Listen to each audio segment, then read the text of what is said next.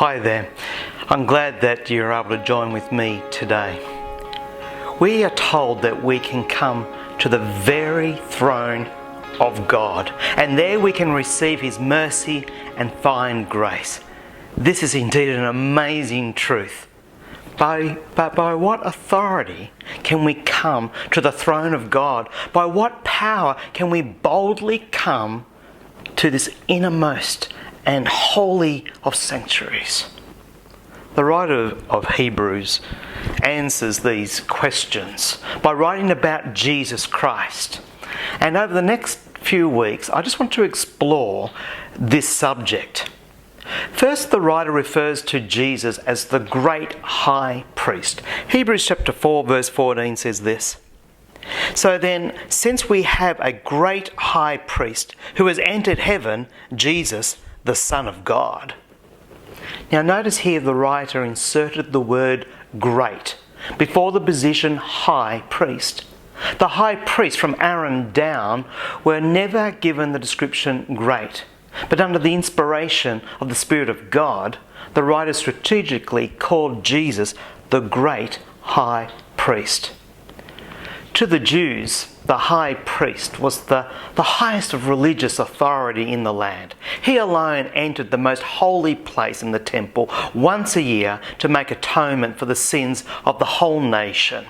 Once a year, on the Day of Atonement, the high priest, representing all the people, will go through three areas. First, through the door and into the outer court.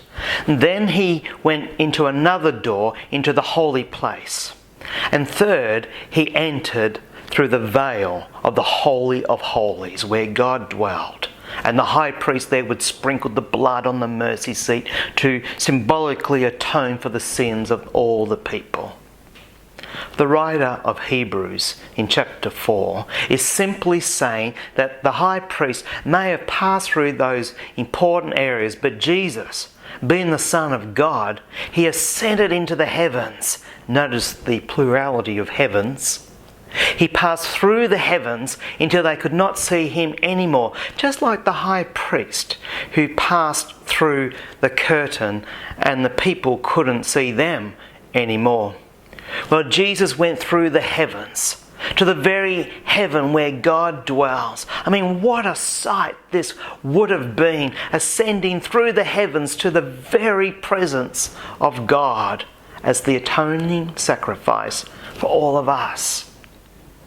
Then we are told in chapter 1 verse 3 that when Jesus got there, He then sat down in the very place of honour at the right hand of the majestic God in heaven. There in heaven, Jesus sat down. Something that no high priest has ever done. A sign that Christ's atoning work was finished.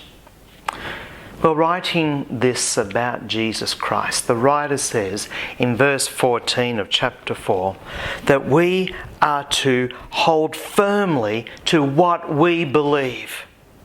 We need to hold on to our belief that Jesus is both Lord and Saviour, that He is the image of the invisible God, the firstborn over all creation.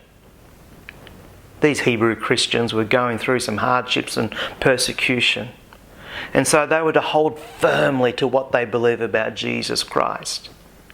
And we are to hold firmly to what we believe, despite much attempt to discredit our faith.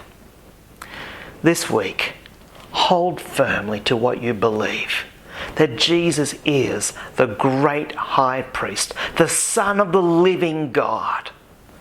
May God bless you.